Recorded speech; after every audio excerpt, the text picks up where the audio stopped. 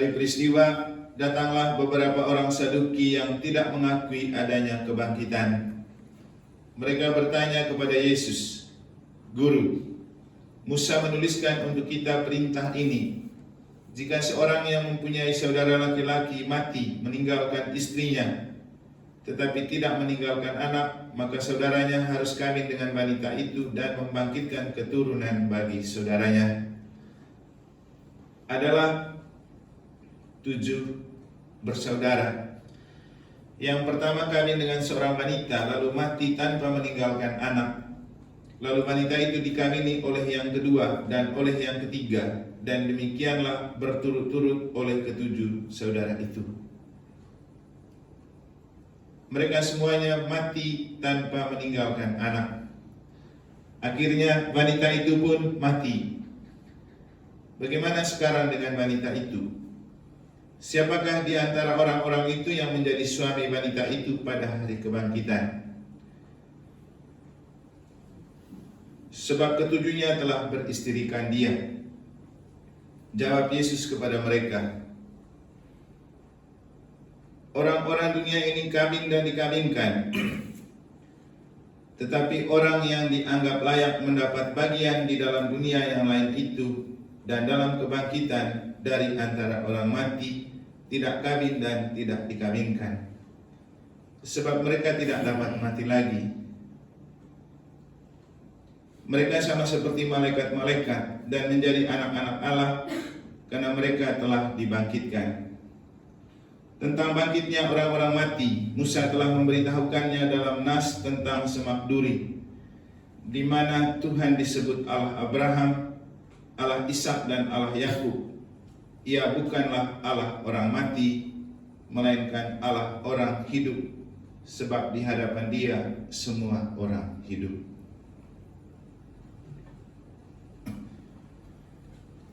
Demikianlah sabda Tuhan. Terpujilah Kristus. Para suster, Bapak Ibu, saudara-saudari, adik-adik dan anak-anak sekalian yang saya kasih dalam Tuhan. Sebelum kesini, tadi saya dengan Yos mampir di Rumah Sakit Umum Negara. Kami diminta untuk memberkati jenazah yang malam ini akan dikembalikan ke Jawa. Saya juga tidak tahu orang ini, tetapi karena ada kenal dengan Pak Didik yang di Tegal Jaya, ternyata istri dari adik atau kakaknya yang meninggal. Dan setelah coba saya tanya tadi sepintas cepat-cepat, ibu ini ternyata meninggal tanpa diketahui oleh suaminya saat mereka dalam perjalanan penyeberangan dari Gilimanuk, dari Ketapang ke Gilimanuk. Tadi saya mau tanya lebih detail, tapi karena buru-buru misa, yang saya dapatkan cuma begini: suaminya juga tidak tahu kalau istrinya hilang. Waktu turun baru dia cari istrinya, tidak ada. Ternyata dia sudah terbuang ke laut. Entah dia melemparkan diri atau terbuang, juga mereka tidak tahu. CCTV di kapal juga tidak tahu. Kemudian terus dibawa ombak dan akhirnya tadi sudah ditemukan di mana begitu, dan tadi jenazahnya di Rumah Sakit Umum Negara. Ibu Maria Kristina Susila Astuti. Bacaan hari ini bicara tentang ibu yang mati dan bagaimana nasib suaminya. Memang si anak nakal ini cara berpikirnya orang-orang yang bertanya. Kenapa? Bertanya tentang suami orang ketika sudah mati. Saya rasa tidak terlalu penting bertanya tentang hubungan suami istri orang kalau sudah mati, karena yang lebih penting itu adalah bagaimana suami istri itu tetap terhubung ketika ia hidup dan mati. Soalnya banyak juga pasutri-pasutri yang sedang hidup tapi seperti dibalut kematian. Kenapa? Labelnya suami istri tapi sering tidak jalan bersama, tidak makan bersama, tidak pergi bersama. Kita tidak tahu, mungkin juga tidak tidur bersama, tapi namanya suami istri. Maka pertanyaan penting sebenarnya bukan tentang bagaimana hubungan suami istri itu terjadi setelah ia meninggalkan dunia ini, tapi yang lebih penting bagaimana suami istri itu tetap terus terhubung ketika dia masih hidup. Syukur kalau setelah mati dia masih berpikir tentang istrinya. Karena kalau mungkin istri-istri kalau suami mati dia masih berpikir untuk susah nikah lagi kan. Tapi kalau suami-suami begitu istri mati dia tidak lama berpikir tentang istrinya yang mati, karena setelah itu dia pikir oh dapat yang baru lagi. Rata-rata begitu ya sebenarnya. Kita juga sama-sama tidak punya pengalaman. Bagaimana kita menyimpulkan? Tapi yang saya lihat bahwa ketika istrinya mati, rata-rata laki-laki tidak berpikir lagi bagaimana dia tetap menyayangi istrinya sampai mati. Tapi dia sudah berpikir kapan saya bisa dapat lagi. Kadang sebelum 40 hari sudah dapat lagi yang baru. Tapi saya senang dengan salah satu contoh di negara Pak Budi. Ketika istrinya mati, yang dia buat adalah dia juga menulis di batu nisan namanya untuk berada di samping istrinya. Saya pernah tanya, Pak Budi sudah taruh yang mana? Ya, bukan harus mencintai sampai mati. Lalu waktu kita goyang-goyang, kan Pak Budi kan kecil, pendek, kelihatannya masih muda terus, padahal anaknya sudah mau nikah dengan gayanya dia seperti itu. Terus pas kita goyang-goyang tentang Pak Budi nanti cari prodiakon, tidak ada ketua lingkungan, tidak, saya begini-begini saja.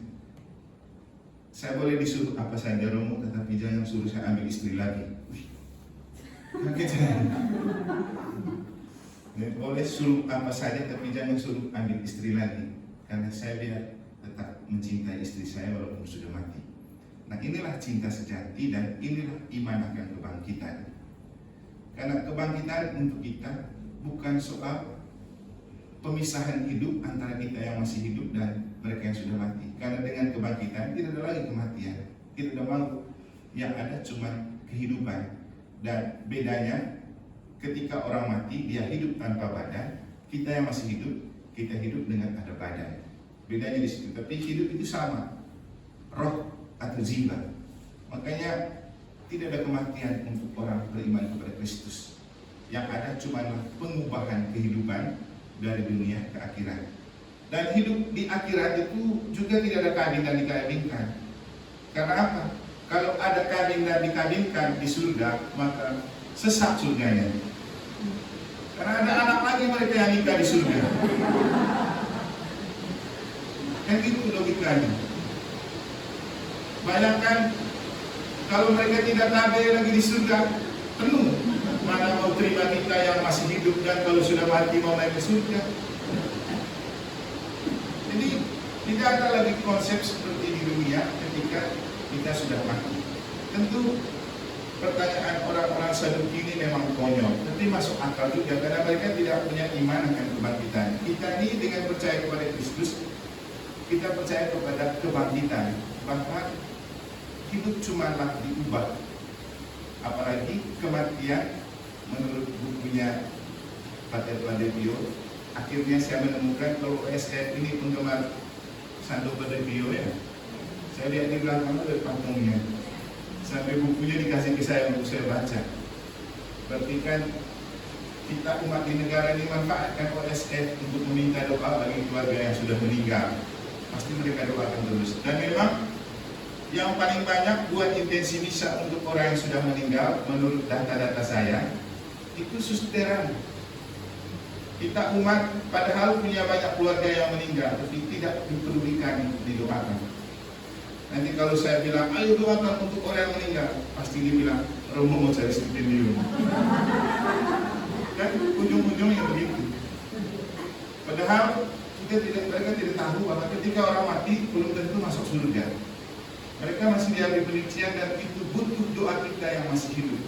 Dan seperti yang saya bilang, rata-rata permintaan terakhir mereka itu misa. Minta dimisakan supaya itu sudah sertifikasi terakhir. Kalau sudah dimisakan, masuk ke surga. Nah, kita Katolik pun punya misa. Gereja lain tidak ada misa.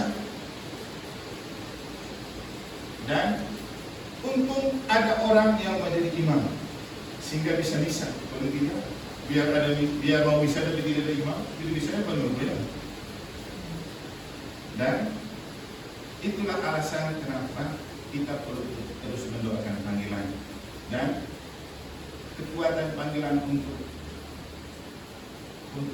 di negara. Setidaknya dari yang saya alami adalah kehadiran para suster. Seritra menjadi berbeda kalau tidak para suster. Misalnya untuk saya yang tugas sendiri di sini, kepada siapa saya mengatur dan berbagi cerita tentang pengalaman bagaimana hidup sebagai seorang imam kalau tidak dengan para suster kan? Makanya waktu mereka minta misa khusus sore ini juga saya mau saja, karena saya tahu kalau di sepak bola mereka itu supporter sejati untuk saya. Kalau istilahnya apa namanya bonek, apa namanya? Ya, kayak gitulah. Kelihatannya bodoh nekat, kan bonek bodoh nekat. Artinya kan mungkin menurut orang rohnya tidak baik, mereka dengan kebodohan nekat tetap terus mendoakan dan memelihara roh bonek. Karena mereka tahu mereka butuh doakan banyak orang yang sudah meninggal. Jadi kalau kita sudah meninggal, yang perlu adalah berdoa supaya jangan sampai nyangkut di api penyucian. Jangan lagi pikir dia nikah lagi atau tidak. Ya, jadi masalahnya kalau berpikir tentang nikah lagi setelah mati, kita ini yang kasihan benarnya.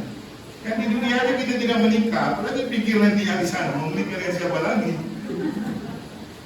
Tapi rasanya kita jalan sendiri, yang penting bahagia juga nggak apa-apa ya. Karena itu juga tidak penting di terakhir nanti. Yang paling penting masuk surga, apalagi pintu surga sempit, masuk sendiri-sendiri jangan ya. Kalau sama istri sama anak lagi, belum lagi kita mati sama-sama, bawa dengan mereka gandengan di pintu sempit, itu tidak bisa masuk. Tidak ada bapak-bapak ini ya. Mas, yang ada biar sama Yos, kami satu level lah, 11-12. Tapi yang mau saya katakan bahwa mari kita beriman kepada kematian itu dalam konteks pemahaman Allah, bahwa hidup itu adalah tentang jiwa. Maka yang paling penting adalah merawat jiwa. Dan cara terbaik untuk merawat jiwa adalah memakai prinsipnya OSF, Deus Providenti. Biarkan hidup ini berjalan sesuai dengan apa yang Tuhan mau. Biarkan hidup berjalan seperti air mengalir sambil membiarkan Allah menyelenggarakan yang terbaik bagi hidup kita. Tidak usah peduli dengan apa kata orang. Yang paling penting selalu buka hati kepada Tuhan. My excellent sisters, when I see you, I remember two figures. The first, Karol Wojtyla, and the second, Lewandowski. Karol Wojtyla is the top pope, and he has the good humanity. I like if you come here because you experience to us that the Christianity is general. Not only for you, not only for them, but for us. And I think you must pray for us here. Indonesia is beautiful, but no. Indonesia is complicated. And you must ask to Saint Paul to pray for Indonesia because he come to Indonesia some years ago. When in Rita Piret, you know Rita Piret? Yes. Yeah. He has a room, and every time he come to pray there and make Eucharist here to the diocese of Denpasar. I'm glad because I entered the room of Saint Paul, and my junior high school, so seminary of John Paul Labuan Bajo. My idol is John Paul. When to Roma some years ago, I come to this chapel and see the Pope of Smile.